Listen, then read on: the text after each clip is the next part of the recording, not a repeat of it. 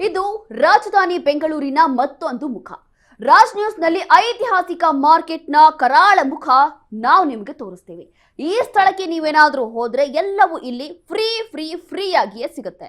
ಏನಪ್ಪಾ ಅಂತಂದ್ರೆ ತರಕಾರಿ ಹಣ್ಣಿನ ಜೊತೆ ಮಲೇರಿಯಾ ಹಾಗೂ ಜಾಂಡೀಸ್ ಕೂಡ ಇಲ್ಲಿ ಫ್ರೀ ಸಿಗುತ್ತೆ. ಇದು ಫೇಮಸ್ ಅಂತಂದ್ರೆ ನಮ್ಮ ರಾಜಧಾನಿ ಬೆಂಗಳೂರಿನ ಮತ್ತೊಂದು ಮುಖ. ಇದು ತರಕಾರಿ ಹಣ್ಣಿನ ಜೊತೆ ಮಲೇರಿಯಾ ಜಾಂಡೀಸ್ ಇಲ್ಲಿ ಫ್ರೀ ಆಗಿ ಸಿಗುತ್ತೆ. ಐಟಿ ಸಿಟಿ ಬೆಂಗಳೂರು ಹೆಸರಿಗಷ್ಟೇ ಸ್ಮಾರ್ಟ್ ಸಿಟಿ.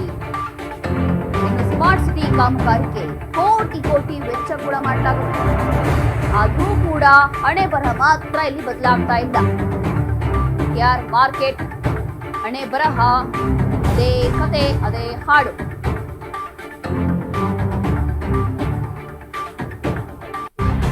ಇದು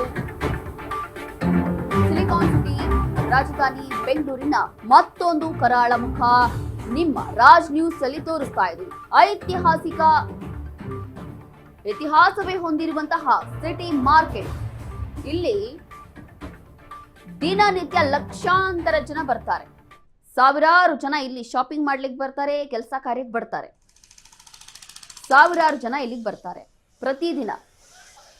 ಈ ಸ್ಥಳಕ್ಕೆ ನೀವು ಏನಾದರೂ ಹೋದ್ರೆ ಎಲ್ಲವೂ ಕೂಡ ಫ್ರೀ ಸಿಗುತ್ತೆ. ಆದ್ರೆ ಏನ್ ಫ್ರೀ ಸಿಗುತ್ತೆ ಅಂತಂದ್ರೆ ಮಲೇರಿಯಾ ಹಾಗೂ ಜಾಂಡೀಸ್ ಫ್ರೀ ಆಗಿ ಸಿಗುತ್ತೆ. ಕಾರಣ ಏನು ಅಂತಂದ್ರೆ ಎಲ್ಲವೂ ಕೂಡ ಗಬ್ಬೆದ್ದೋಗಿದೆ. ಇಲ್ಲಿ ITBT ಸಿಟಿ ಅಂತ ಹೇಳಿ ಹೆಸರಿಗಷ್ಟೇ ಹೆಸರುವಾಸಿಯಾಗಿರುವಂತಹ ನಮ್ಮ ಬೆಂಗಳೂರಿನ ಸಿಟಿ ಮಾರ್ಕೆಟಿನ ಕತೆ ಇದು. ಸ್ಮಾರ್ಟ್ ಸಿಟಿ ಕಾಮಗಾರಿಗೆ ಕೋಟಿ ವೆಚ್ಚ ಏನೋ ಮಾಡ್ತಾರೆ, ಖರ್ಚು ಮಾಡ್ತೀವಿ, ಅದಕ್ಕೆ ಹಣ ಬಿಡುಗಡೆ ಮಾಡ್ತಾ ಇದೀವಿ ಅಂತ ಹೇಳ್ತಾರೆ. ಗ್ರೇಟರ್ ಬೆಂಗಳೂರು ಮಾಡ್ತೀವಿ ಅಂತ ಹೇಳ್ತಾರೆ. ಕೋಟಿ ಹಣವನ್ನ ಬಿಡುಗಡೆ ಮಾಡ್ತಾ ಇದೀವಿ, ಒಳ್ಳೆಯ ಗುಣಮಟ್ಟದ ಕಾಮಗಾರಿ ಆಗುತ್ತೆ ಅಂತ ಹೇಳಿ ರಾಜಕಾರಣಿಗಳು ಹೇಳ್ತಾರೆ. ಆದ್ರೆ ಇಲ್ಲಿ ನೋಡ್ತಾ ಇದ್ರೆ KR ಮಾರ್ಕೆಟ್ ಪರಿಸ್ಥಿತಿ ಮಾತ್ರ